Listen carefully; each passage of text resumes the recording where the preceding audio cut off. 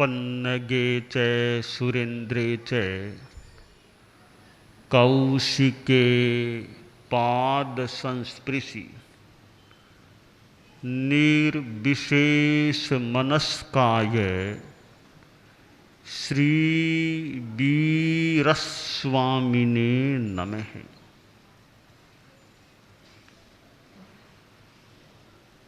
आर्हत वाङ्मय में कहा गया है, उव समेण हणि को हम मानम मद्दवया जिणे मायम चज्जव भावेण लोहम संतोष ओ जिणे। आर्षवाणी का यह श्लोक संभवतः पूर्ण या लगभग यही शुद्ध भाषा इसकी हो सकेगी। बड़ा सुंदर मार्गदर्शन शास्त्रकार ने दिया है। आदमी में जो दसम गुणस्थान तक की स्थिति में है, कषाय विद्यमान रहता है।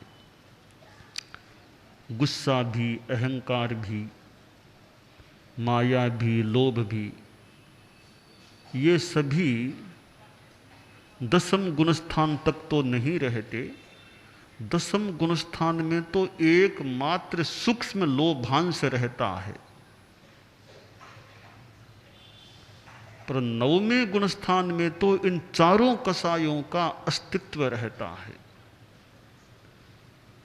एक खास बात यह है कि छठे गुणस्थान के बाद कषाय भीतर में तो रहते हैं, पर वे योग रूप में उभरते नहीं हैं। छठे गुणस्थान के बाद न मन में गुस्सा आएगा, न वाणी में, न काया में, न अहंकार, न माया, न लोभ, ये योग रूप में नहीं आ सकते। योग रूप में ये कषाय छठे गुणस्थान तक ही आ सकते हैं।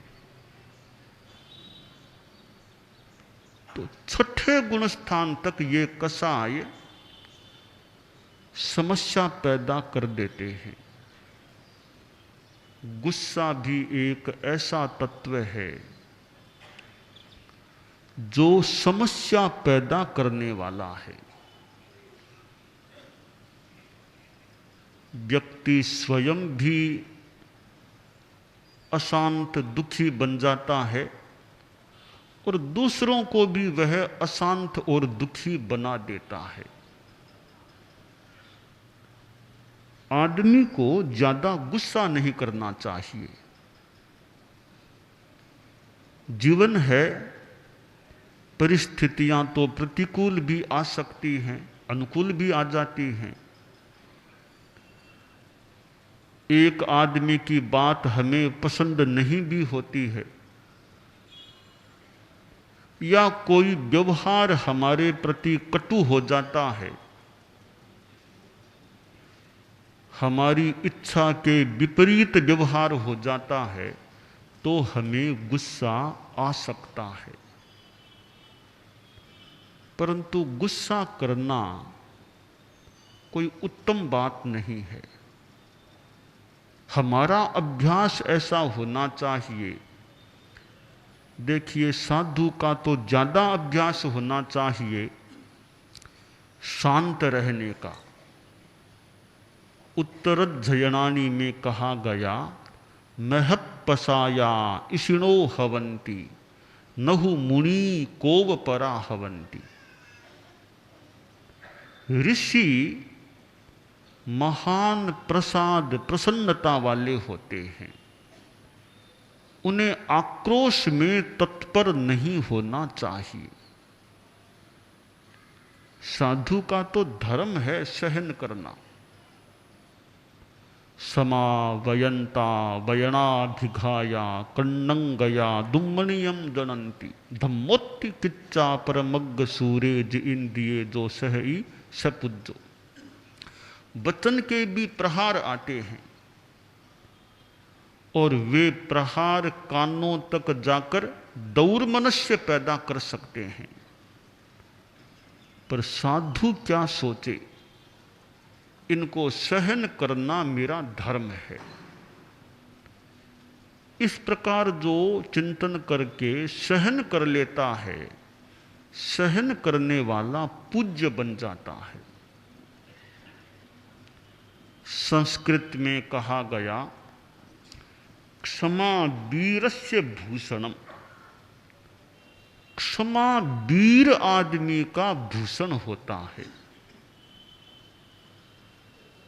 3 प्रकार के आदमी होते हैं गुस्से के संदर्भ में। एक आदमी ऐसा है कि मन में गुस्सा तो आ रहा है, पर कुछ बोल सके, कुछ कर सके, इतनी ताकत उसमें नहीं है, इतना कमजोर है, यानी इतना वो सक्षम नहीं है कि सामने कुछ कह सके, बोल सके। मन में गुस्सा है, मन में आक्रोश है, पर बोलने की शक्ति नहीं, ताकत नहीं, स्थिति नहीं, इतना स्टैंडर्ड नहीं, इसलिए वह नहीं बोल पा रहा है।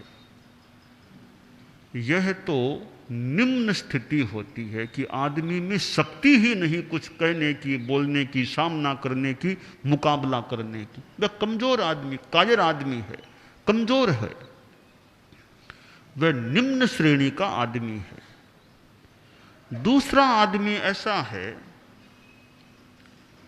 कि गुस्सा मन में आता है और मुकाबला करने की शक्ति भी उसमें है। 2 की 5 सुना भी सकता है, ईंट का जवाब पत्थर से दे भी सकता है, और वाकिस जवाब देता भी है, यानी सही, अपनी सही बात को वो प्रस्तुत करता है। कमजोर आदमी तो सही बात को भी प्रस्तुत नहीं कर पाता, डरपोक है। तो वह निम्न श्रेणी का, और जो अपनी सही बात को निडरता के साथ प्रस्तुत कर सकता है, कुछ गुस्सा भी साथ में कर ले, वह आदमी मध्यम श्रेणी का है। क्योंकि उसने गुस्सा कर लिया, बात सही कही, पर गुस्सा भी किया साथ में, वह मध्यम श्रेणी का आदमी है। उत्तम श्रेणी का आदमी कौन होता है कि मन में गुस्सा आता ही नहीं, किसी ने कुछ कह दिया, सक्षम आदमी है, एक थप्पड़ की लगाए तो उसका कुछ भी हो जाए। रावण था, रावण ने सीता का हरण कर लिया था, तो सीता को आकाश मार्ग से वह लंका की ओर ले जा रहा था। तो जटायु पक्षी था, उसने देखा, अरे ये तो सीता जी को ले जा रहा है, सीता जी रोती हुई जा रही है। हा दशरथ, हा भामंडल, सीता जी हा हा करते परिजनों के नाम लेकर पुकार रही थी, आओ कोई बचाओ, कोई बचाओ।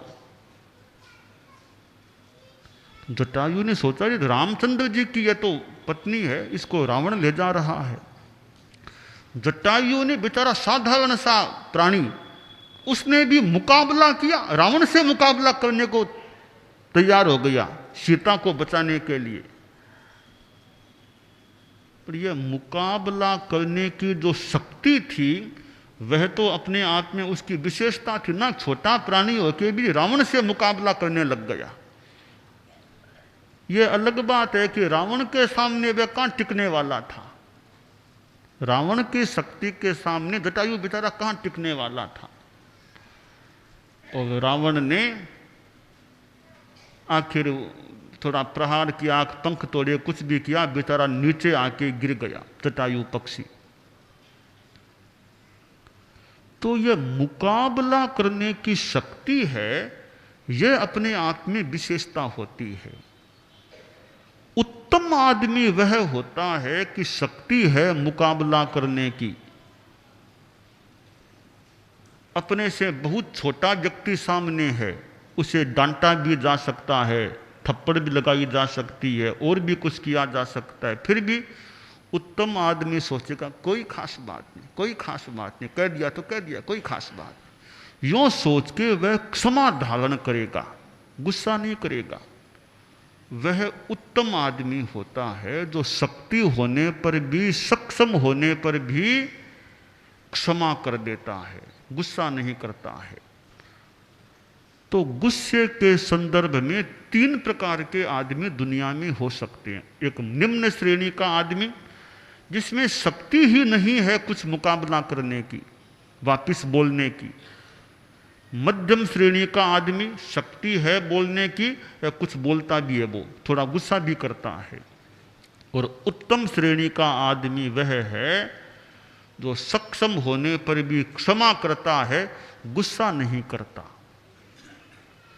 तो संस्कृत में जो कहा गया क्षमा वीरस्य भूषणम, यह उत्तम आदमी का लक्षण है। ऐसा मेरा चिंतन है कि जो वीर का भूषण कहा गया वो उत्तम आदमी के संदर्भ में कहा गया कि वह आदमी वीर है जो सक्षमता में भी गुस्सा नहीं करता, क्षमा कर देता है। पर्युषण पर्व सामने आ रहा है।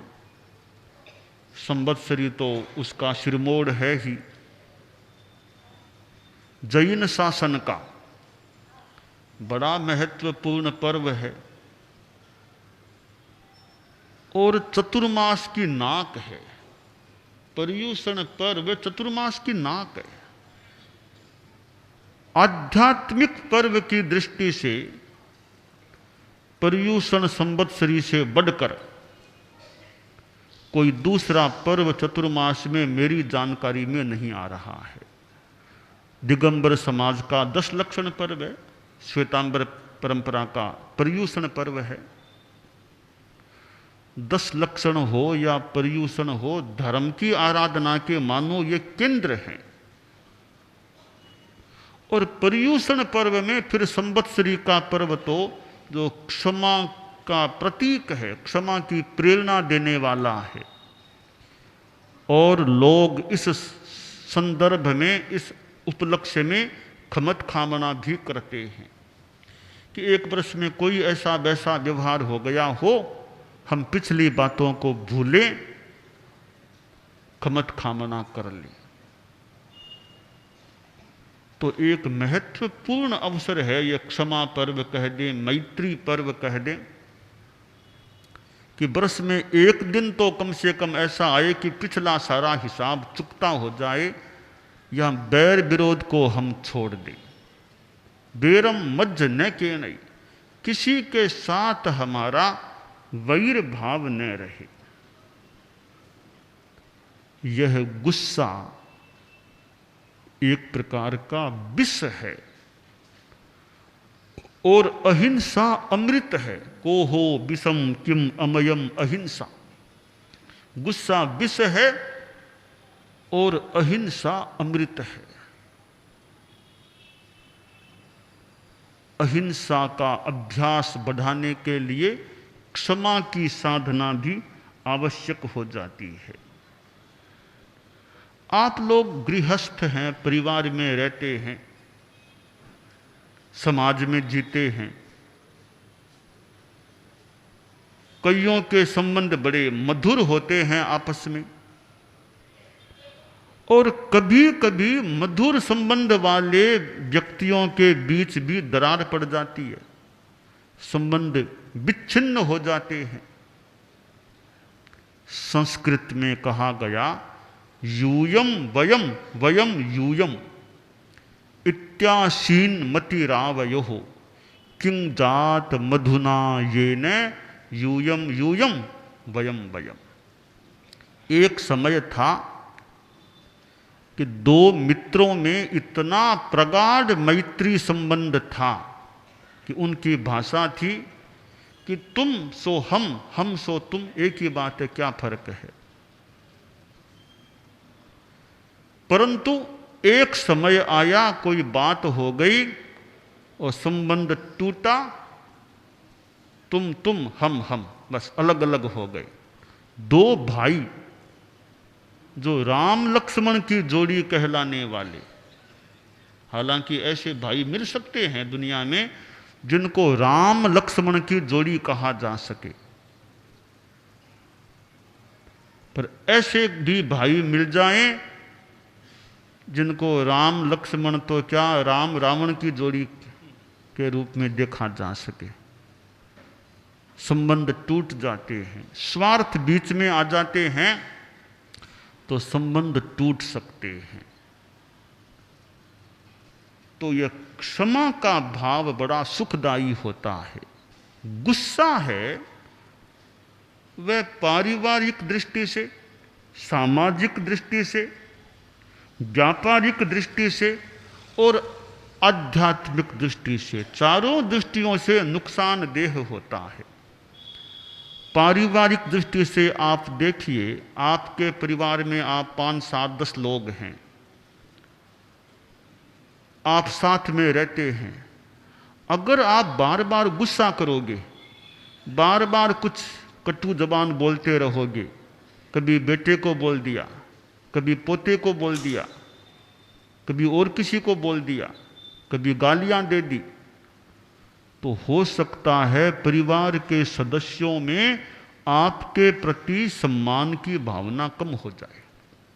क्योंकि बार बार आप अगर ऐसा बोलोगे तो आखिर सुनने वाले भी कितना सुनेंगे, उनके मन में भी प्रतिक्रिया हो सकती है और आपके प्रति इज्जत की भावना में कमी आ सकती है। तो आपका पारिवारिक नुकसान हो गया, परिवार में दरार पैदा हो सकती है।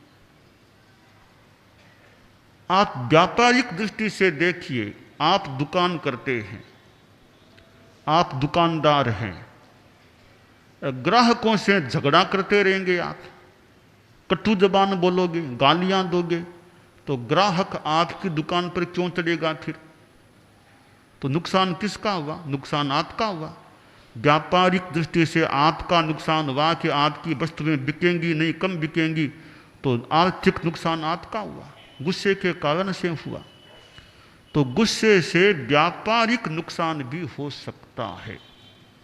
सामाजिक दृष्टि से देखें, आप समाज में रहते हैं, आप बड़ा गुस्सा करते हैं, बड़े अहंकार में रहते हैं, किसी की सुनने की भी चेष्टा नहीं करते। लोग आपको समाज में ऊंचा स्थान क्यों देंगे कि भाई यह आदमी तो अहंकारी है, किसी की सुनता नहीं, किसी को साथ लेकर चलता नहीं, तो आपको समाज में प्रतिष्ठा फिर कैसे मिलेगी? तो सामाजिक दृष्टि से भी आदमी का गुस्से के कारण से नुकसान हो जाता है, हो सकता है। और आध्यात्मिक दृष्टि से देखें तो पाप कर्म का बंद होगा, आपके पाप कहाँ बंद हो जाएगा? यह आत्मा की दृष्टि से नुकसान हो जाएगा। तो गुस्सा तो ऐसी चीज है, वो लगभग तो सर्वदा हेय है, सर्वदा हेय है, सर्वत्र हेय है। आपको बात कहनी है या हमें भी बात कहनी है, तो जो बात शांति से कही जा सकती है उसके लिए गुस्सा क्यों करना चाहिए? थोड़ा प्रेम से बोल दिए, भैया ये काम ऐसा कर लिया करो, यह काम ऐसा मत किया करो, शांति से कह दें, सामने वाला भी अच्छी तरह बात को ग्रहण कर सकेगा। हम गुस्से में बार बार डांटेंगे, बोलेंगे, ठीक है, पुण्य का बल है तो आपका गुस्सा भी फबेगा। ये एक बात और है, रहस्य की बात सी है, किसी किसी का गुस्सा भी निभता है। निभता क्यों है? उसके पुण्य का बल साथ में है। जिसके पुण्य का बल साथ में होगा वो 5 बात कड़ी भी कह देगा तो सामने बोलने की हिम्मत किसी में नहीं होगी, क्योंकि आपका पुण्य का बल काम करता है, पिछला पुण्य साथ में है। आप 5 बार भी डांट देंगे तो आपकी डांट को सुनेंगे, वापस जवाब देने की हिम्मत, सामने बोलने की हिम्मत किसी में नहीं होगी, क्योंकि आपके साथ पुण्य का बल है। तो गुस्सा भी तब तक निभता है जब तक आपका पुण्य का बल है। जिस दिन पुण्य का बल कमजोर हो गया फिर आपका गुस्सा दिखने वाला नहीं है, चलने वाला नहीं है, आपको 2 की 4 सुना देंगे लोग। तो गुस्से से एक तरह से पुण्य भी कमजोर पड़ सकते हैं, कर्मों का बंद होता है, पाप का बंद होता है। तो आदमी को गुस्से से स्वयं को बचाने का प्रयास करना चाहिए।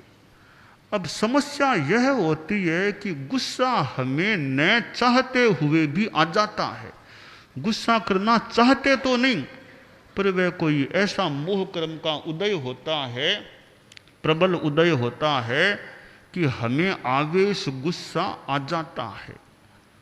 तो उसको फिर कंट्रोल करने का प्रयास भी किया जाना चाहिए। परम पूज्य गुरुदेव तुलसी और परम पूज्य आचार्य श्री महाप्रज्ञ जी ने प्रेक्षा ध्यान की बात प्रस्तुत की थी, प्रेक्षा ध्यान पद्धति प्रस्तुत की थी, बताई थी।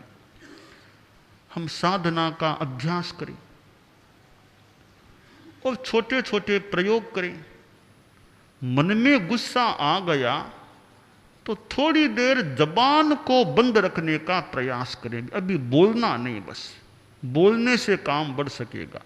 तो गुस्सा मन में आ गया तो जबान पर लगाम रखें, जबान को बंद रखने का प्रयास करें। 10-15 मिनट भी मौन रह जाएंगे, लाभ हो सकेगा।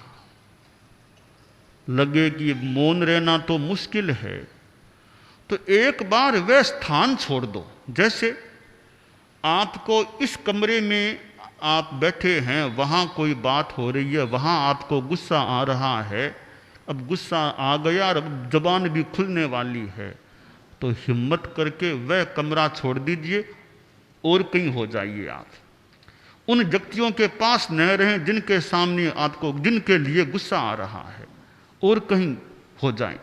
संतों के दर्शन कर लें, सामाजिक आदि की इच्छा कर लें, तो वो एक अणी टल सकती है।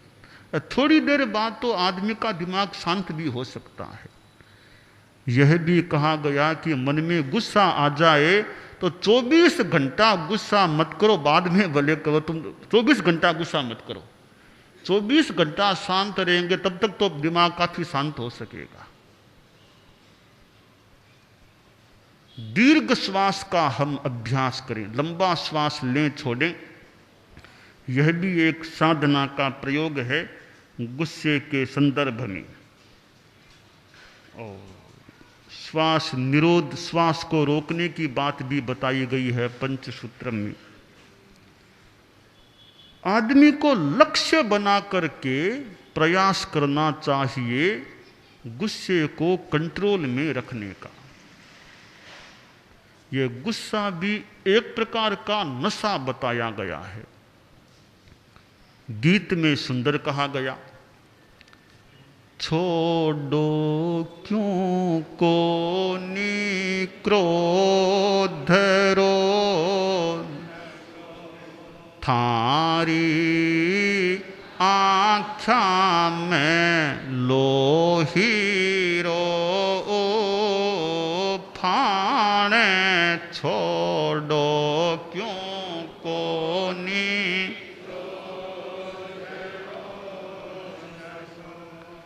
थारे अक बक बकनरी पड़गी, बाण दूजाने काले नाग, क्रोध बड़ो दुर्गुण दुनिया में, घट घट में बसनारो, क्रोध बड़ो दुर्गुण दुनिया में, घट घट में जिण घट में नहीं क्रोध निवासी, जिण घट में नहीं क्रोध निवासी, बोनर जगत सीतारो, छोड़ो क्यों कोनी, थारी आँखा में लोही रो, फाने